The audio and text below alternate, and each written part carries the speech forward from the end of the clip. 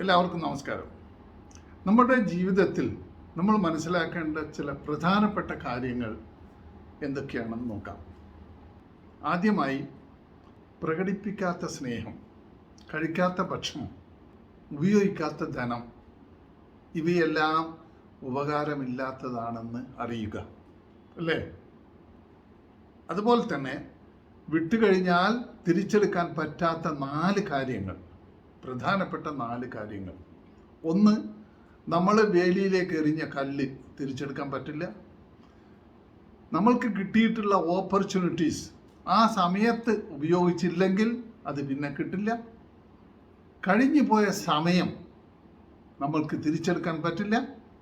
ഇനി 4-മത്തത്, it is very important, നമ്മളുടെ നാവിൽ നിന്ന് വിട്ടുപോയ വാക്കുകൾ തിരിച്ചെടുക്കാൻ പറ്റില്ല. അതെന്തുകൊണ്ട് പ്രത്യേകിച്ച് പറയുന്നു എന്ന് ചോദിച്ചാൽ, നമ്മളുടെ വാക്കുകൾ കൊണ്ടും പലരെയും ഹേർട്ട് ചെയ്യുന്നുണ്ടാവും, അവരെ വിഷമിപ്പിച്ചിട്ടുണ്ടാവും. പക്ഷേ വായിൽ നിന്ന് വീണു പോയ വാക്കുകൾ തിരിച്ചെടുക്കാൻ പറ്റില്ല.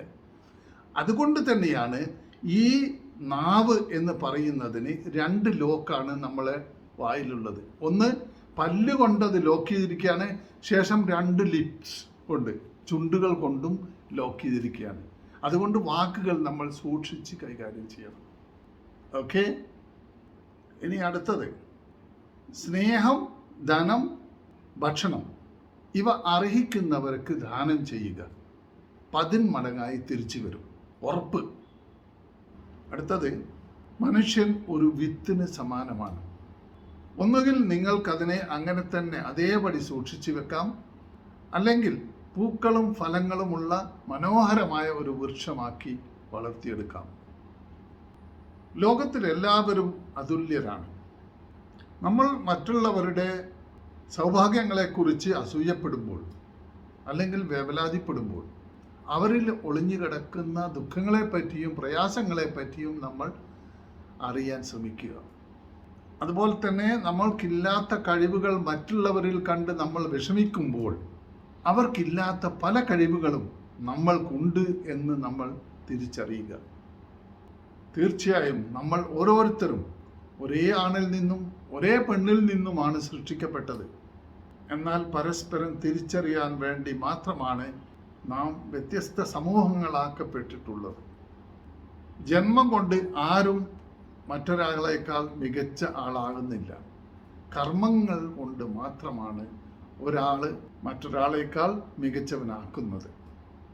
പണം, ജാതി, നിറം, കുലം എന്നിങ്ങനെയുള്ള വിവേചനങ്ങൾ നമ്മളുടെ ശത്രുക്കളാണ്. സ്വാമി വിവേകാനന്ദൻ പറഞ്ഞ 2 കാര്യങ്ങൾ ഞാൻ ഓർക്കുകയാണ്.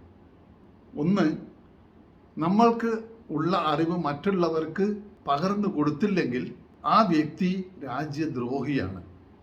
മറ്റൊന്ന്, ബുദ്ധിശൂന്യൻ്റെ ഏറ്റവും വലിയ ആയുധമാണ് വർഗീയത എന്നാണ് സ്വാമി വിവേകാനന്ദൻ പറഞ്ഞത്. 1000 തിരികൾക്ക് വെളിച്ചം പകർന്നു കൊടുക്കുന്നത് കൊണ്ട് ഒരു മെഴുകുതിരിയുടെ ആയുസ് കുറയുന്നില്ല. പങ്കുവെക്കപ്പെടുന്ന സന്തോഷങ്ങളും അതുപോലെ തന്നെയാണ്.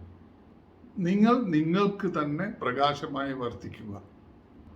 ആയുസിൻ്റെ നീളത്തേക്കാൾ കർമ്മങ്ങളുടെ നന്മയാണ് ജീവിതത്തിൻ്റെ ധന്യത.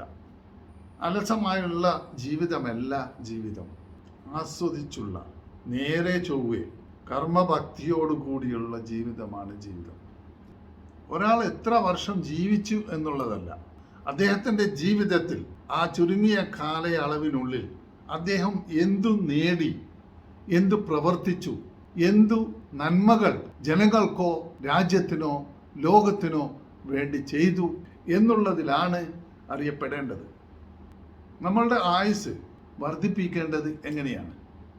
അതായത് ഒരാൾ 100 വർഷം ജീവിക്കുന്നതും 50 വർഷം ജീവിക്കുന്ന മറ്റൊരാളും, 50 വർഷം ജീവിക്കുന്ന ആള് 200 വർഷം ജീവിക്കുന്ന ആളുടെ പ്രവൃത്തി ചെയ്തിട്ടുണ്ടെങ്കിൽ അദ്ദേഹം 200 വർഷം ജീവിച്ചതിന് തുല്യമാണ്.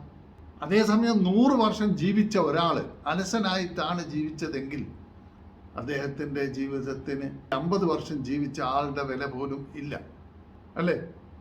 ശരിക്കും അതിന് നമ്മൾ എന്താണ് വേണ്ടത്? നമ്മൾ വേണ്ടത് നമ്മളുടെ എനർജി വർദ്ധിപ്പിക്കുക. കാരണം സമയം എന്ന് പറയുന്നത് എല്ലാവർക്കും ഒരേ പേസിലും ഒരേ അളവിലുമാണ്. ധനികനായാലും പാവപ്പെട്ടവനായാലും എല്ലാവർക്കും സമയം എന്ന് പറയുന്നത് ഒരേ അളവിലാണ്. ടിക് ടിക് ടിക് പോയിക്കൊണ്ടിരിക്കുന്നത്. ശരിക്കും പറഞ്ഞാൽ സമയമല്ല ടിക്ക് ചെയ്യുന്നത് നമ്മളുടെ ലൈഫാണ് എന്നോർക്കുക. അപ്പോൾ ചുരുങ്ങിയ കാലം ജീവിക്കുന്ന ആള് എന്താണ് കൂടുതൽ സമയം വർദ്ധിപ്പിക്കാൻ ചെയ്യേണ്ടത് എന്ന് ചോദിച്ചാൽ, നമ്മൾക്കുള്ള എനർജി ഡെവലപ്പ് ചെയ്യുക, സ്പീഡായിട്ട് കാര്യങ്ങൾ ചെയ്യുക, കൂടുതൽ കാര്യങ്ങളിൽ ഇൻവോൾവ് ആവുക, ആ ചുരുങ്ങിയ കാലയളവിലുള്ള ജീവിതത്തിൽ പല കാര്യങ്ങളും നേടിയെടുക്കുക. അങ്ങനെ എത്രയോ മഹാന്മാർ ഇവിടെ ഈ ഭൂമിയിൽ ജീവിച്ച് മരിച്ചു പോയിട്ടുണ്ട്. അങ്ങനെ ജീവിക്കാൻ ശ്രമിച്ചാൽ ആ ജീവിതമായിരിക്കും നമ്മളുടെ ജീവിതത്തിൽ ഏറ്റവും എന്നും അറിയപ്പെടുന്ന, ലോകം അറിയപ്പെടുന്ന, ജനങ്ങൾ അറിയപ്പെടുന്ന, എന്നും ഓർമ്മയിൽ ഉണ്ടാകുന്ന ജീവിതമായി മാറുന്നത്. അപ്പോഴാണ് ആ ജീവിതത്തിന് അർത്ഥമുണ്ടാകുന്നത്. അങ്ങനെയുള്ള ഒരു ജീവിതത്തിലേക്ക് നമ്മൾ പരിശ്രമിക്കുക. ചെയ്യേണ്ട കാര്യങ്ങൾ വളരെ ഫാസ്റ്റായിട്ട് ചെയ്യുക, ആരോഗ്യം സൂക്ഷിക്കുക, എനർജി ഡെവലപ്പ് ചെയ്യുക. അങ്ങനെ 100 വർഷം ജീവിക്കുന്ന ആള്, 1000 വർഷം ജീവിക്കുന്ന ഒരാൾ ചെയ്യേണ്ട കാര്യങ്ങൾ 100 വർഷം കൊണ്ട് ചെയ്ത് തീർക്കുക. അപ്പോൾ ഒരാൾ 100 വർഷം ജീവിച്ചാൽ അദ്ദേഹം 1000 വർഷം ജീവിച്ചതിന് തുല്യമായിരിക്കും.